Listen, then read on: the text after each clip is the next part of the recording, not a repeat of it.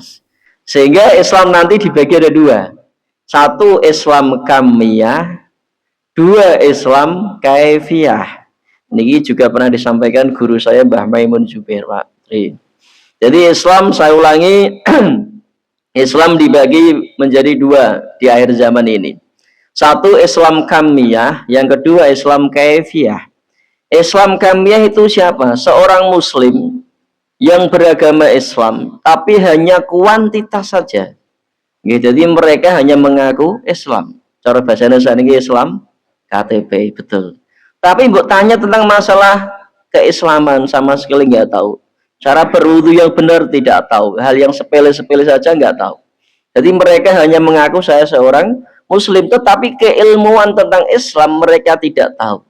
Itu satu di akhir zaman Islam kamiyah hanya kuantitas jumlahnya saja. Kemudian yang kedua adalah Islam kaifiyah. Islam kaifiyah itu lebih ke makna kualitas, tidak kuantitas. Orang beragama Islam, tapi Islamnya berkualitas. Jadi yang sedikit Pak di akhir zaman. Sampai lihat saja. Akhir zaman itu orang megang ilmu agama, panasnya seperti bara api. Jadi nyuwun sewu, wong ngaji niku nyuwun sewu. Ngaji niku rata-rata napa durapate seneng, durapate kerasan. Padahal ngakune Islam iki mboten Pak. Dalam Quran hadis sendiri mengatakan tolabul ilmi fari, tapi kenyataan orang Islam jauh dari ilmu agama. Mbok takok ya agama apa tetap Islam. Makanya kita bersyukur kepada Allah Ta'ala pada kesempatan hari ini, walaupun hendak Ramadan ucap-ucapannya jenengan ngaji. Aslinya ngaji, saya ini di mana ada kesempatan ngaji, di situ kita mencari ilmu. Tetap kita syukuri. Muga-muga mawon kita sedaya diparingi Allah kenikmatan seneng ngaji ilmu agama. Mohon nggih. Bapak Ibu ingkang kula hormati niku muga di masa ing kula sakedhi monggo kita lajengaken pengaosan ingkang kula wingi.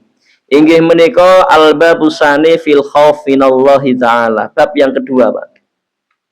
Bab pertama kita sudah selesaikan kalau wingi, dua pertemuan belakang wingi. Saniki kita masuk di bab yang kedua menerangkan tentang masalah takut kepada Allah. Lan iki, Pak. Bab yang kedua fil khaufi minallahi ta'ala aidan. Menerangkan takut kepada Allah. Qala Abul Les rahimahullah ta'ala.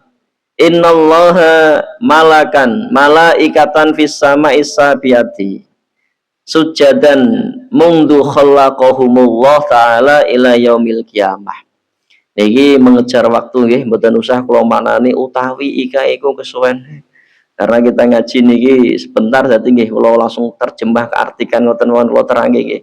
Nek kula maknani utawi ika iku mangke rada kesuwen.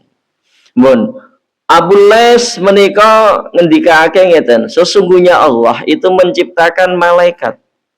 Malaikat fis sama'i sabiati di langit ketujuh. Yang mana malaikat tersebut itu diperintahkan Allah hanya untuk bersujud kepada Allah. Perintah hanya untuk bersujud kepada Allah. Jadi malaikat Allah itu macam-macam. Yang diperintahkan untuk bersujud, sujud terus dia. Seperti malaikat yang jenisnya ini. Ada malaikat yang tugasnya menjabut nyawa, ingin jabuti nyawa tok saya. Ya, sesuai dengan tupoksinya. Ora ana malaikat sing jabut nyawa kok jujuk kok nurono udan iki ora ono. Iku jenenge keluar dari tupoksi pekerjaan. Jadi kita iso anggap pelajaran gitu. Jadi nek ora pekerjaan nggih ya izin riyen.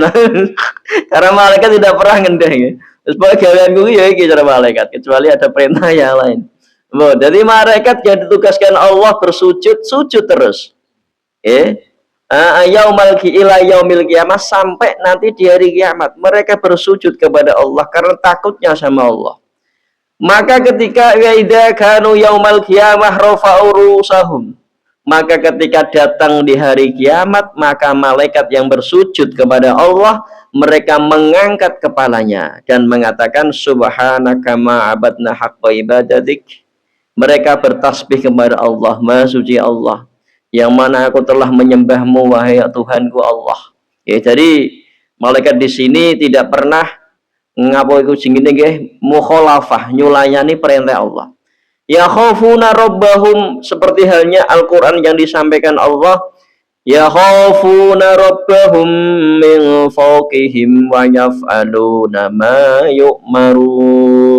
surat An-Nahl ayat 50. Ya khaufuna padha wedi sapa malaikat rabbahum ing pengirane malaikat.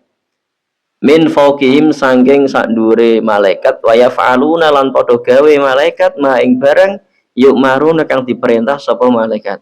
Mereka senantiasa akan melakukan apapun itu yang diperintahkan Allah. Yakni la ya'sunallah ta'ala tarfata ainin, malaikat tidak pernah memaksiat atau ingkar kepada Allah sedikit pun sekedipan mata tidak pernah. Contoh ya, malaikat itu kita, Allah Ta'ala setiap menciptakan manusia satu mempunyai 12 malaikat. Yang kanan malaikat hasanah, katakan mencatat amal baik, yang kiri malaikat sayyi'ah, yang belakang saksi. 10 malaikat menyaksikan pencatatan amal. Padahal malaikat itu tidak diberi Allah nafsu syahwat, tidak makan, tidak minum. Jadi mereka objektif. Hari ini jam 12.30 Syekh Puji ngaji di Charles malaikat hasanah. Yang kiri bersaksi. Jadi malaikat tidak pernah nyulayani maling perintah Allah, ditugaskan mencatat amal, ya dicatat terus apapun amal itu. Dan hebatnya Allah dalam hal ini menciptakan malaikat tidak dikasih nafsu. Saya coba malaikat dikasih nafsu makan umpamane, coba malaikat dikasih Allah nafsu, pasti iso disosok Pak Tri, disowak betul. Ada hambanya Allah maksiat, delalah malaikat sekalian rokokan disosok Surya 16, ya sendiri yo kelepak-kelepak. Delalah malaikat tidak punya nafsu sehingga nggak bisa disosok. Delalah malaikat nggak punya nafsu, delalah sing nglakoni dosa itu wayu koyo apa ya tetep ditulis salah. Jajal mendhe nafsu, ora join sik ora aku engko tak catet, repot ya. Nah, makanya Allah Ta'ala menciptakan malaikat tanpa nafsu, tanpa syahwat. Hikmahnya di sini. Coba kalau mereka punya nafsu syahwat, pasti disosok kabeh malaikat itu. Lagi hikmahnya Allah Ta'ala menciptakan malaikat tanpa dikasih nafsu syahwat. Wa qala Rasulullah sallallahu alaihi wasallam idza sya'arra jasadul abdi min khasyatillahi ta'ala tajatat anhu dzunubuh kama yatahattat anisyajarati waraquha. Rasulullah sallallahu alaihi wasallam bersabda, ketika seorang hamba takut kepada Allah sampai kulitnya niku napa? Wong nek wedi napa setan ini. Sampai nang tempat-tempat sing serem, jegrungruk merinding ya. Atau apa ya, merinding atau apa pas iki. Jadi kulit kemlorok ngono ya. Karena takut kepada Allah, bukan takut kepada genderuwo tentunya mriki. Seorang hamba ketika takut kepada Allah, kulitnya sampai melorok atau merinding karena takut sama Allah, maka seluruh dosa-dosanya tahatat, akan rontok. Kama yatahatat anisyajarati waraquha, seperti halnya daun yang kering rontok dari pohonnya, dari pangipun. Jadi ketika ada seorang hamba yang takut kepada Allah, maka dosanya akan rontok seketika. Diceritakan di sini ada cerita yang berkaitan dengan seorang laki-laki ta'allaqa qalbu bimra'atin. Ada seorang laki-laki yang hatinya condong mencintai seorang perempuan. Nyuwun sewu, cinta di sini bukan cinta untuk diajak hidup selamanya mboten, tapi karena nafsu. Ada seorang laki-laki yang hatinya condong kepada perempuan, yang mana hanya nafsu saja. Fa kharajatil kalmar'atu ila hajatin laha fahadaba rajul maha. Ketika seorang laki-laki tersebut delalah bepergian barengi si perempuan yang dia nafsuni tadi bersama seorang laki-laki, falamma khala biha fil badiyah, maka ketika dalam perjalanan yang jauh di situ kemudian bermalamlah di tempat yang tidak ada penghuni manusia sama sekali di situ, hanya mereka berdua. Wa naman nasu afsar rajul sirrahu, kemudian di malam hari laki-laki tersebut kan tidur dengan perempuan tadi, tapi tidak tidur bareng ngoten, tapi berjarak ngoten lah. Kemudian terbesit dalam hati seorang laki-laki yang nafsu tadi kepada perempuan. Kemudian laki-laki tadi mengatakan, faqalat lahu imra'atu undur ana munnasu bi ajmain. Nyuwun sewu tak ralat. gini.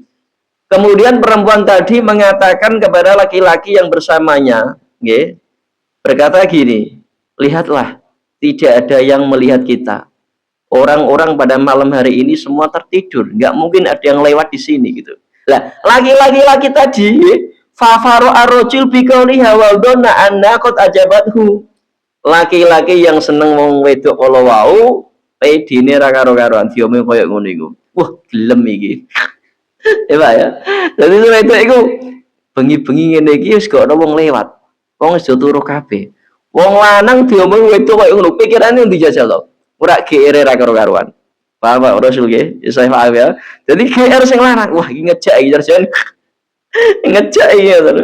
Tapi iki hanya ke GR-an saja. Laki-laki tadi, GR ngoten mawon. Betul lah, saya Pak Triyono ini.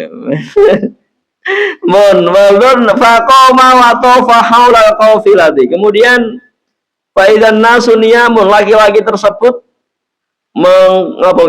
berjalan mengelilingi tempat, tidak ada orang yang bangun betul, semua tidur, sepi, tempat itu tidak ada orang sama sekali.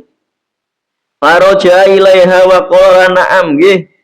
Wahai perempuan, betul sekali, malam ini malam yang sunyi, tidak ada orang yang lewat dan manusia sudah tidur semuanya. Ngoten lah gampangnya.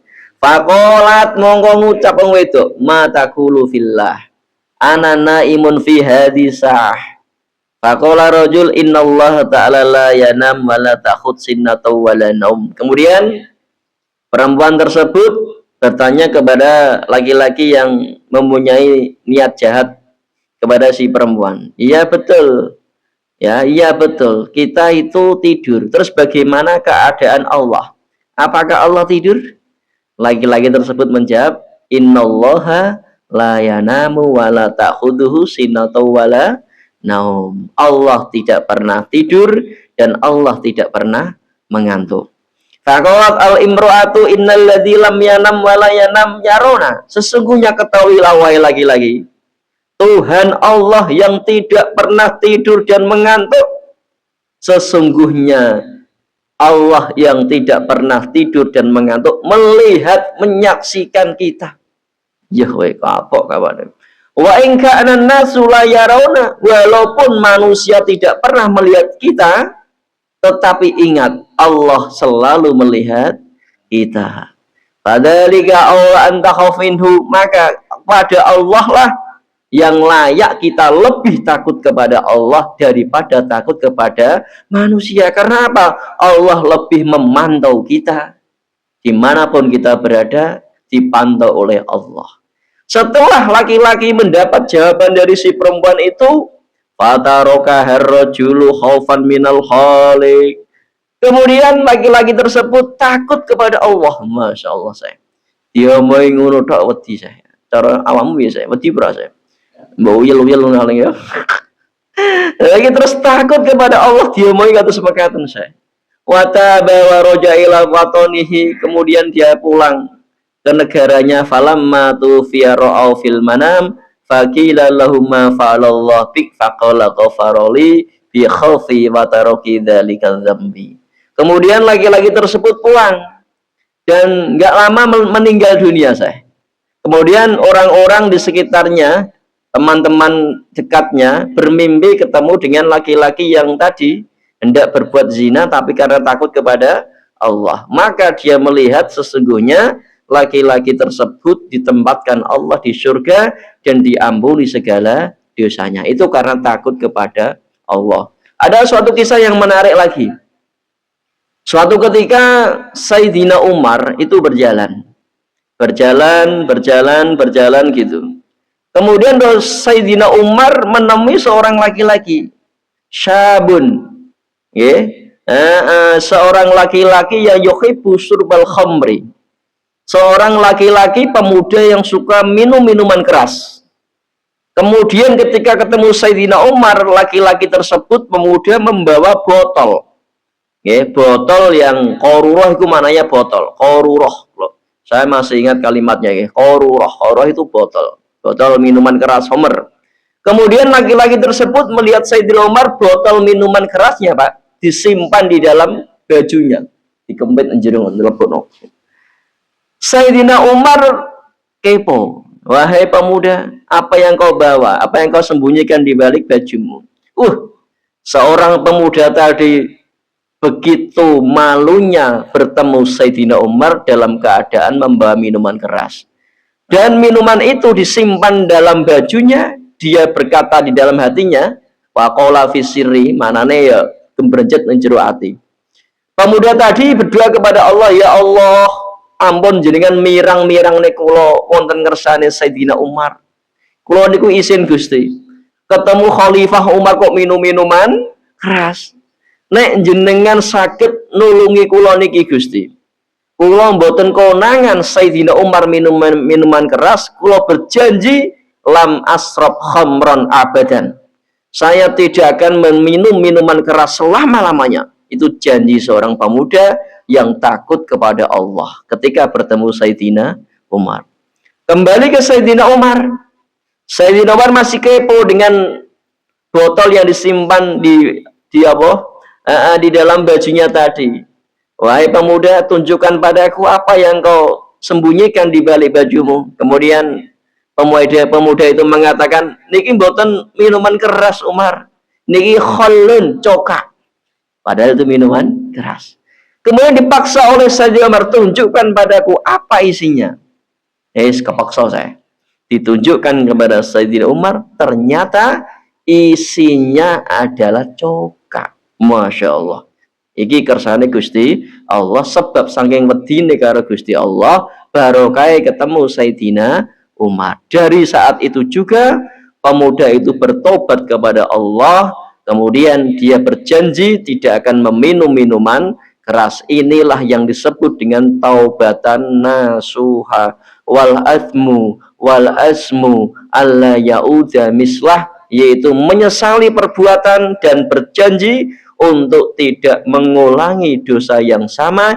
Ini yang disebut fatubu ilallahi taubatan nasuha. Jadi taubat nasuha yaitu taubat yang kita berjanji kepada Allah untuk tidak mengulangi perbuatan yang sama. Seketika pemuda itu menjadi walinya Allah, kekasihnya Allah, dan seketika metu karomae Pak, metu keramate.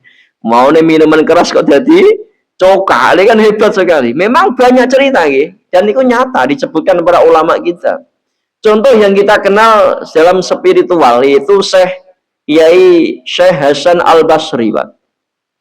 Hasan Al-Basri itu seorang ulama yang terkenal nalikane memberi nasihat kepada seorang, maka seorang itu langsung takut kepada Allah dan menjadi kekasihnya Allah. Contoh, ada kejadian yaitu satu pertama yaitu Robiah Adawiyah, yang terkenal sekali itu Robiah Adawiyah.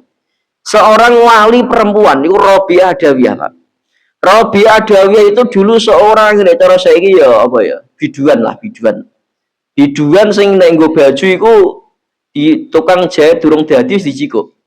Ya, jadi bajune durung dadi wis dicikuk.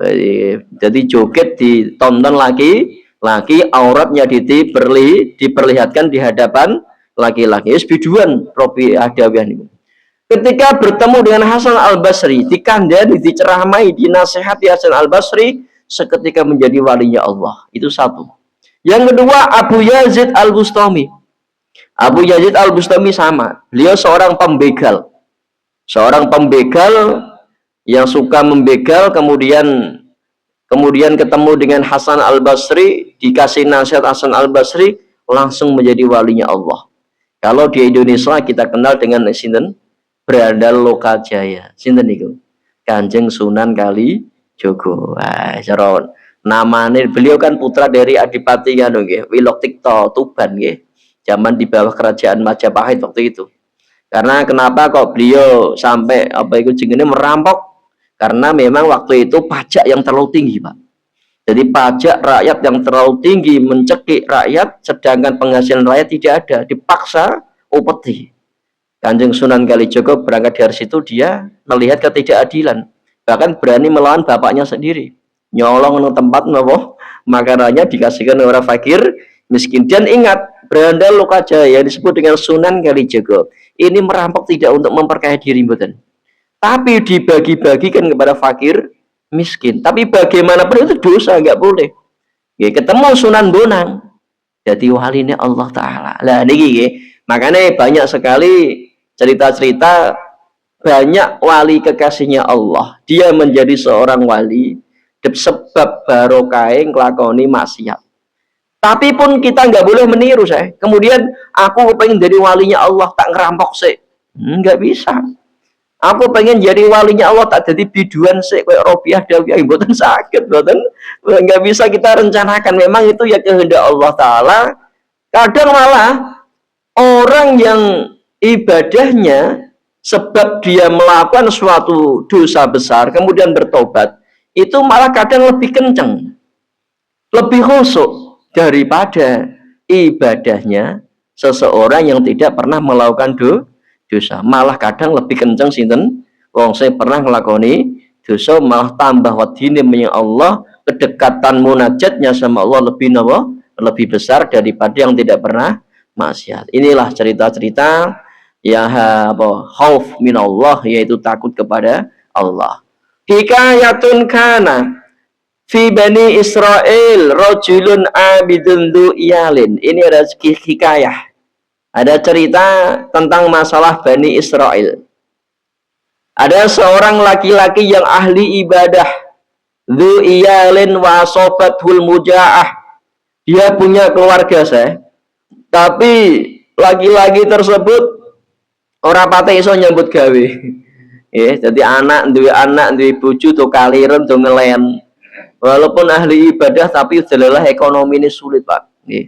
Makanya wingi kalau ngaji tak sampai ke jenengan. Wong Islam itu harus punya keseimbangan antara dunianya ya untuk akhiratnya ya untuk. Jenengan ngibadah tok rina wengi isuk sore tanpa kerja yuk keliru. Wong kita dan dunia butuh materi dunia untuk nafkah istri, anak dan sebagainya. Kita nang dunia mbut gawe tok sampai lali ibadahnya padha keliru. Mung Qur'ane kudune imbang kok. Rabbana atina fid dunya hasanah wa fil akhirah hasanah wa qina adzabannar. Lah, ini orang Bani Israel, seorang abid ahli beribadah tapi jelalah ekonominya nggak ada, punya keluarga, punya istri, punya anak, kelaparan saya wasara mudziron wis pokoknya rekosone pol ngoten lah. Fa basa imro'atahu litatluba syai'an li'iyaliha. Kemudian laki-laki Bani Israel tadi memerintahkan istrinya untuk golek-golek utang-utangan lah, atau golek-golek sedekahan atau utang-utangan nonton maksudnya iki. Kanggo napa li iyali untuk memberi makan keluarganya. Bojone dijokno saya. Mbok wedok ngono lho. Metu-metu nang gone tangga, mbok menawa sego turah-turahan tah napa. Mulane ngene ya, kober urip ya. Ya kober. Jadi istrinya disuruh keluar untuk golek-golek sesuatu agar bisa dimakan. Fajaat ila baiti rajulin tajirin. Wis bareng ngoten wedoke anut sing lanang saya. Ya wis Pak, nggih kula tak medal nggih Pak nggih. Tak pados-pados utangan napa nyuwun sedekahan tiyang sugih.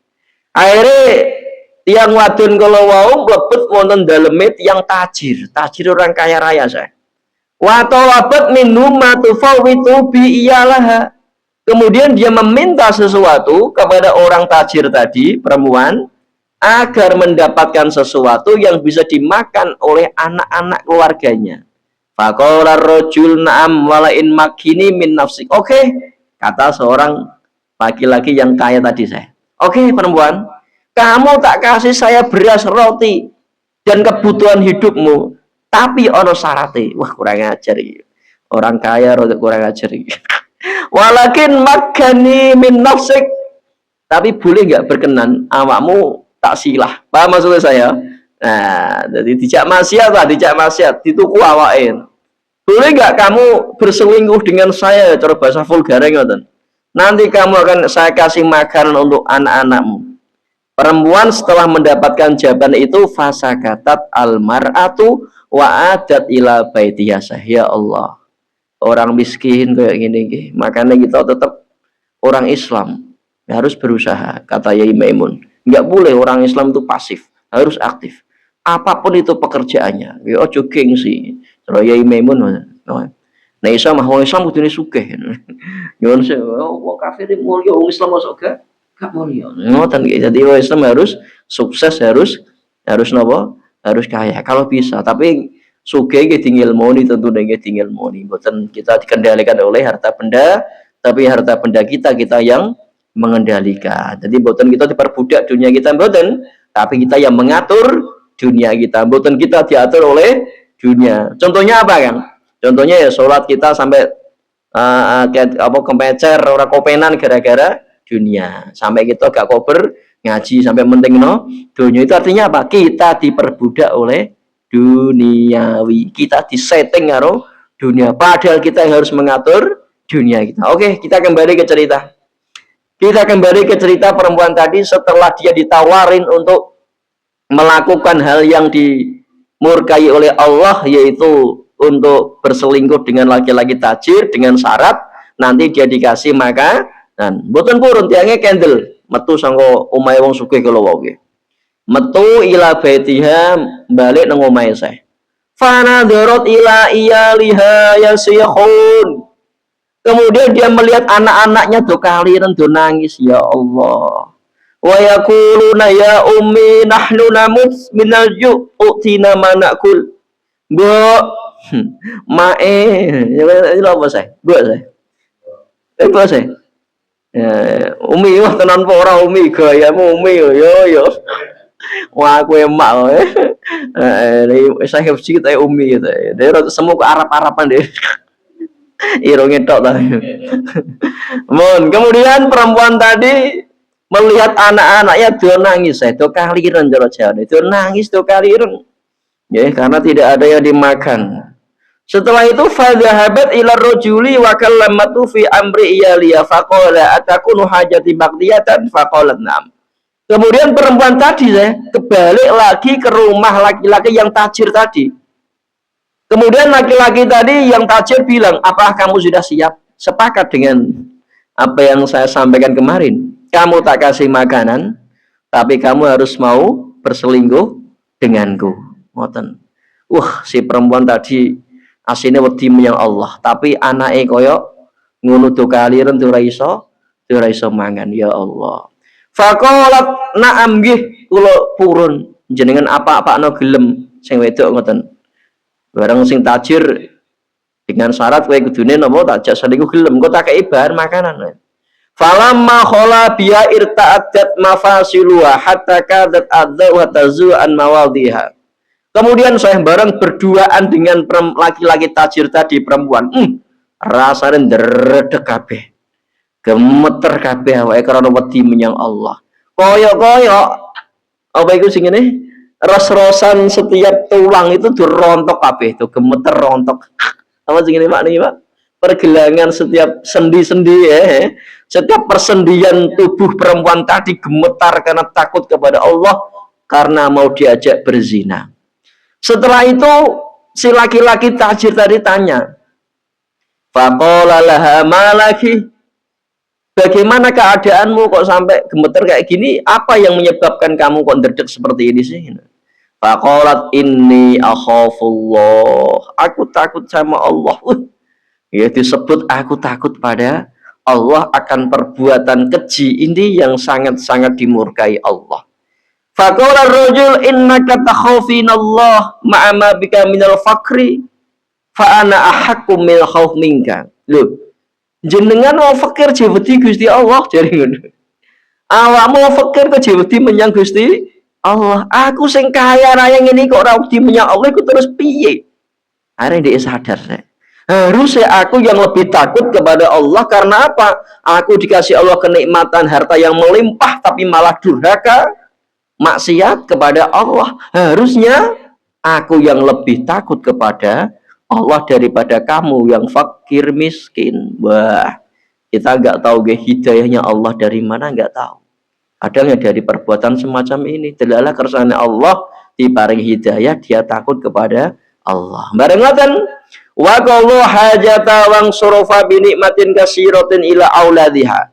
Fafarihun. Kemudian laki-laki tajir tadi Setelah takut kepada Allah karena perbuatannya dilihat Allah dan dia merasa yang paling takut kepada Allah adalah mereka yang kaya raya. Kenapa? Sudah diberi Allah anugerah kenikmatan harta melimpah, kok isih durhaka kepada Allah. Bareng sadar ngoten akhirnya si perempuan kalau wau diparingi nikman kasirotan, dikasih nopo makanan-makanan untuk keluarganya. Setelah itu ini titik ceritanya.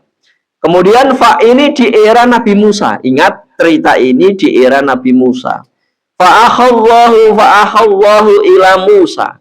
Setelah itu Allah memberi wahyu kepada Nabi Musa. Karena Bani Israel. Jadi Israel itu umatnya Nabi Musa. Nabi yang diutus hanya untuk bangsanya saja. Itu Nabi Musa. Berbeda dengan Rasulullah Muhammad Sallallahu Alaihi Wasallam diutus lil alamin, semua alam dunia ini, bahkan jin pun ikut syariatnya Rasulullah Muhammad Shallallahu Alaihi Wasallam. Itu Nabi sebelumnya Nabi Musa hanya diutus untuk bangsa Israel saja. Jadi makanya ini bahasanya fa'allah ilamu Musa. Anqala li fulan bin fulan inni qad ghafartu dunubah. Wahyu menceritakan kepada Nabi Musa tentang keadaan laki-laki tadi, tajir, yang hendak melakukan zina tapi dia takut kepada Allah dan kemudian memberikan sedekah hartanya kepada perempuan yang membutuhkan makan tadi. Allah menceritakan kepada Nabi Musa bahwasanya aku telah mengampuni segala dosa-dosanya. Kemudian faja'a Musa faqala la'allaki qad fa'alta khairan bainaka bainallah fadzakara qissa alaihi. Kemudian Nabi Musa kan kepo Allah Ta'ala kok memberi ampun semua dosa-dosanya orang itu sebenarnya ada apa sih kan gitu. Karena Allah tidak menceritakan ada kejadian ini betul diceritakan Allah Hanya saja Allah memberi cerita si laki-laki itu dosanya diampuni Allah. Tetapi tidak menceritakan tentang kejadian Allah. Kemudian Nabi Musa kepo, apa sih gerangan? Kok sampai hamba ini semua dosa-dosa yang diampuni Allah, gerangan apa yang membuat semacam itu? Nabi Musa kepo dan bertanya, dan laki-laki tersebut akhirnya menceritakan semua kejadiannya kepada Nabi Musa. Tentang apa? Ada seorang perempuan yang keluarganya kelaparan, nggak bisa makan, akhirnya metu cari utangan, ketemu laki-laki tajir, tapi nakal ya. Ngajak zina, akhirnya nggak mau, kemudian diceritakan semuanya, terus kemudian Nabi Musa tahu, oh semacam itu toh ceritanya, paham ya? Nah, itu cerita disebutkan dalam kitab Fi Majma' al-Lato'i. 10 menit lagi. Waruyanin Nabi Sallallahu Alaihi Wasallam annahu qol yaqulullah ala ajma'u ala abdi khaufaini wala amanaini min Allah Ta'ala, kata Rasulullah anin Nabi annahu qol. Jadi gini ini ilmu baru ketika Rasulullah Shallallahu Alaihi Wasallam mencatat namanya Gusti Allah, Pak, itu namanya hadis qudsi ya. Hadis itu ada qudsi. Qudsi itu apa sih? Rasulullah bersabda tetapi mencatat membawa namanya Allah. Allah berfirman, Allah berkata semacam ini kan. Tapi bukan Quran karena apa? Kalau Quran itu turunnya melalui malaikat Jibril, disampaikan Jibril ya. Jadi definisi Quran apa? Al-munazzal biwasitati Jibril, itu kalau Quran. Quran itu datangnya melalui pelantara malaikat Jibril. Tapi kalau hadis qudsi tidak. Rasulullah langsung mencatat namanya Gusti Allah. Allah berkata gini. Dan ini tidak disebut Quran, tapi disebut hadis qudsi, hadis yang suci. Paham ya, Mon? Allah Ta'ala ngendika wonten hadis qudsi, aku tidak akan pernah mengumpulkan kepada hambaku ya, antara dua ketakutan dan dua keamanan. Mangke kalau jelas ya, kalau wangsuli malih. Aku Allah tidak pernah mengumpulkan dua perkara, yaitu dua ketakutan, dua keamanan. Nek wis aman pasti nanti ada rasa ketakutan. Nek wis wedi takut nanti ada rasa keamanan. Itu pasti. Nek ra wedi yo engko aman, nek rasa aman engko bakale wedi atau rekoso. Contohnya apa? Ngeten. Orang di dunia berani melanggar perintah-perintah Allah dan tidak menjalankan atas larang-larangan Allah, tidak menjauhi larangan Allah, tidak melaksanakan perintah Allah. Dia di dunia merasa aman. Nah, merasa aman dengan perbuatan mungkarnya. Nanti ketika dia di dunia merasa aman, berarti di akhirat tidak akan pernah merasa aman, berarti dia takut. Maksudnya gitu saya. Jadi nek wis ndoyo ngrasa aman, nang akhirat pasti dia tidak aman. Contoh tadi, orang yang di dunia tidak melakukan perintahnya Allah, dikon poso ora gelem poso, dikon salat ora gelem salat, malah mangan naudzubillah min dzalik. Mangane ngedeng nisan. Bahaya nggih, bahaya. Jadi ngedeng iku beda lho kelasé nggih. Dia makan ngedeng nang jero nang pinggir warung pinggir dalan, sebulan Ramadan, sama dia makan karena malu, makanya di dalam kamar. Itu nilainya beda saya menurut Allah. Lebih bahaya, lebih membahayakan apa? Yang makan ngedeng di pinggir jalan. Nun, kita kembali ke cerita tadi. Orang kalau sudah merasa takut di dunia sekarang, contohnya apa?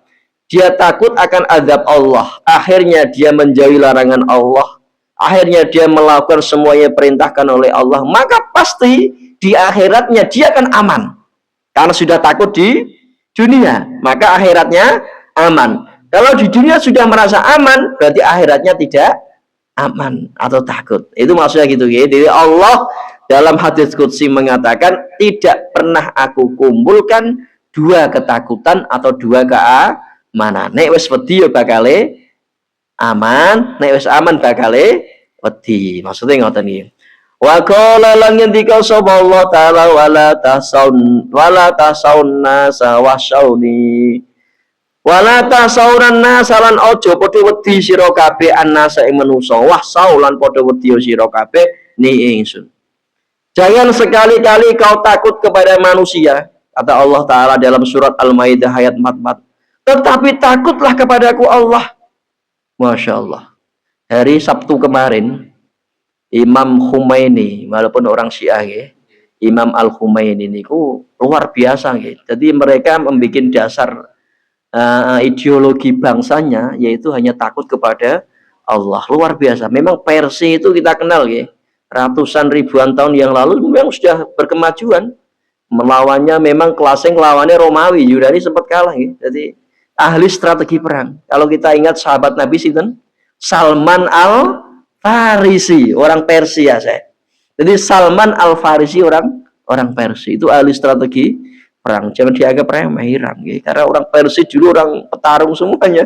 Oke, jadi tidak pernah takut selain Allah, apapun itu. Bahkan Imam Khomeini mengatakan, gak ada yang namanya super power, gak ada yang adidaya, hanya Allah yang super power, hanya Allah yang adidaya. Bahkan wani-wani mengatakan secara hakikat kafir. Karena apa? Hakikat adidaya siapa? Allah. Hakikat super power siapa? Allah. Dari sini ideologi ditanamkan. Tidak pernah takut selain Allah. Liane kayak kucing roh asu. Kayak tikus roh asu. Kuwait, Arab Saudi lah ya apa.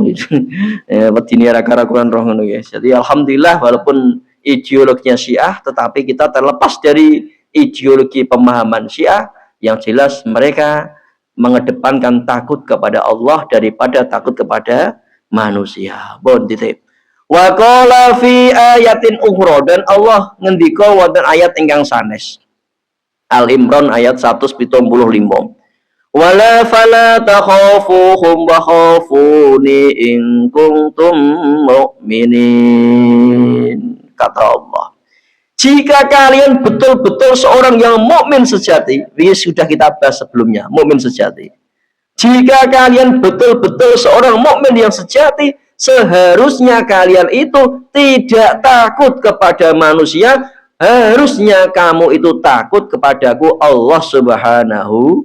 Coba ideologi semacam ini kita tanamkan dalam hati kita masing-masing, pasti kita akan punya integritas yang tinggi, saya pasti itu. Oke? Kalau kita hanya takutnya kepada Allah, pasti orang berintegritas yang sangat tinggi sekali, dan pasti menjadi orang yang kendel, orang jereh. Biasanya randi kuning apa saya? Roh setan wedinan sini apa? Genderuwo wedi saya. Jenenge apa? Jereh bener, Pak. Ana sing bahasa liyane lucu gitu. Apa tentang guru? Nggih. Jadi wong kapan karo genderuwo ape memberi omah nang kamar mandi wedi. Wah, iki mau menopo? Nang kamar mandi wedi. Kuwi udah rencang Pak Rasul zaman mondok. Ya niku nek tukaran kon dilerekaken, Pak. Wah, Sukoyo kan petarung-petarung termasuk iki. Angger tawuran mesti menang. Kon dilerekaken. Bolok tapi mondok saya. Angger ape tawuran salat sik, tak salat sik. Wah, suwanger. Beradal tapi beriman. Rencang ngono petarung kabeh jos. Padahal mondok ya tapi setere tarung wae tapi nggih ngaji biasa. Tapi karena jiwa-jiwa petarung angel ya, pun. Lah niku tiyang ambil genderuwo setan wedine ra karo-karoan. Jadi zaman biyen ketika BAB kan teng kali biasa ya, beri pondok teng kali ngoten. BAB niku bojo karo maca tasbih. Subhanallah ya Allah gitu. Saking wedine karo genderuwo, karo ngaji saya. Iku ora dosa kare. Delala ya, dadi kon dele ra karo-karoan tapi nek karo bangsa kuwi wedine ra karo-karoan. Ya ampun ya, tetap baik itu sama manusia, baik itu bangsa jin, setan atau apapun itu selain Allah, kita tidak boleh takut. Wa khafuni, tapi takutlah kepadaku Allah Subhanahu wa taala in kuntum mu'minin, jika kalian memang betul-betul seorang mukmin yang sejati, boten mukmin munafik. Seperti nyuwun sewu sampean pandang sendiri lah geopolitik sekarang. Negara-negara Arab itu kan banyak ya untuk munafik sithik-sithik. Ya Allah, sembuh kulo karepem Gusti, sembuh. Wa kana lan ana sapa Umar radhiyallahu anhu yaskutu minal khaufi idza sami'a ayat minal Quran. Sekelas Sayyidina Umar, khalifahnya Allah, seorang singanya Allah yang ditakuti orang padang pasir, Sayyidina Umar. Itu saja, Pak. Ketika dia mendengarkan ayatnya Allah dibaca, dia langsung nangis, langsung jungkung saking wedine menyang Allah taala Sayyidina Umar. Maka betul sekali dikatakan Al-Qur'an, wa idza tuliyat alaihim ayatuhu zadathum imana. Ketika Quran dibaca, zadathum imana, hatinya tambah iman, tambah takut kepada Allah. Itu seorang mukmin yang sejati. Pernah Sayyidina Umar sampai berkata ngeten, ya laitani kuntu tibnatan. Duh Gusti, sambil memegang itu loh Pak, dami itu sih, gagang apa gandum itu loh, ya. Cara kita damen ngoten. Sampai Sayyidina Umar suatu ketika pernah memegang gagang gandum yang sudah tidak ada gandumnya, cara kita ngarahin apa? Dami. Sayyidina Umar berkata ngeten, ya Allah ya Rabb, ya laitani kuntu tibnatan. Walam aku syai'an madhuran. Gusti mbok yo meneng ae. Gusti mbok yo jenengan dadekno aku kaya dene dami iki. Ben aku iku ora ndek masalah donya iki lho. Soale awake dhewe donya urip niki bakal angkat pertanggungjawaban di hadapan Allah. Amal yang kita lakukan setiap hari, nafasmu setiap kamu berdetak, jantungmu dipertanyakan semua oleh Allah. Matamu, kakimu melangkah kemana, mulutmu, semua pikiranmu akan dipertanggungjawabkan di hadapan Gusti Allah. Paham ya? Makanya ini kalau sampai jenengan umur 40 tahun munggah dilatih hati selalu zikir kepada Allah sambil kerja Pak. Sallallahu alaihi Muhammad sallallahu. Mbok terus banter-banter berarti reya mangi iki teng ati mawon. Aja banter. Subhanallah tanggaran mlayu kabeh wae. Cukup njero ati mawon nggih bertasbih kepada Allah. Wis tuwa pripun malih kita lebih bisa menjaga lisan, lebih suka berdiam diri, tidak banyak omong yang tidak penting, mending kita diam, ya. Lebih kita mendekatkan kepada Allah dengan zikir kepada Allah. Ala bi dzikrillahi tatmainnul qulub. Sampai Sayyidina Umar mengatakan lagi, diceritakan ya laitani lam talidni ummi wa yubki katsiran. Bahkan Sayyidina Umar sampai berkata ngeten, "Goyo ben mbokku gak sah nglerno aku yo." Saya dine pertanggungjawaban di akhirat hidup dunia. Sampai mbok yo ben ora sang bayar ke aku yang ngene iki yo ngene iki ora aku akhirat koyo apa. Sayyidina Umar radhiyallahu anhu sing wedine akhirat Pak niku selalu belusukan ke kampung-kampung sampai Sayyidina Umar itu melihat seorang perempuan tua sedang memasak depan rumahnya. Di dalamnya anak sedang menangis. Ditanya Sayyidina Umar, "Mbok, Bu, jenengan masak napa?" "Apa tah iki watu tak godhog iki lho watu tak godhog." Nggih ngapusi anakku sing kaliren jero omah nangis. Mana wis nangis kesel lah keturu ngenten jare ya Allah. Wong wedok wau sampai ngomong-ngomong umat niku piye? Pemimpin kok ngene iki? Gak ngerti ekonomi masyarakat. Dia tidak tahu yang mendatangi siapa? Sayyidina Umar. Masya Allah. Umar langsung balik ke Baitul Mal, Pak. Yaitu bendahara negara, harta negara, BUMN atau saya lagi. Kemudian mengambil gandum dipikul sendiri Umar. Asistennya ngomong, Umar, mbok yo kula sing betake tak gendongi kula ora usah. Biar nanti di hadapan Allah aku bersaksi, inilah aku sendiri yang membawa nama makanan. Nanti wong cara saiki jenenge pencitraan to, Pak yo. Terus saya dengan pencitraan to iki. Zulkifli Hasan pencitraan karena tipis-tipis antara dia kelas lebih ora tipis-tipis aku ya ora patek iso ngarani padha ae nek Omar jelas nek Sayyidina Zulkifli mbuh tenan ora aku ya ora patek ngerti mboten kita Pak mohon kemudian Umar sampai Pak kemudian dikasihkan sendiri kepada perempuan tadi kemudian diceritakan lagi hatta yajri dumu'uhu amin aini fakana fi wajhi khattani aswadani minal dhumu sampai Sayyidina Umar suka menangis sendiri Pak wonten pipine Sayyidina Umar wonten ngisor mripat niku wonten garis hitam yang kanan juga sama ada garis hitam ke bawah karena apa likas roti bukai senengane nangis Masya Allah sampai ana dalan napa loh nangis itu dosane Pak nangisi tanggung jawab nanti di akhirat sampai lagi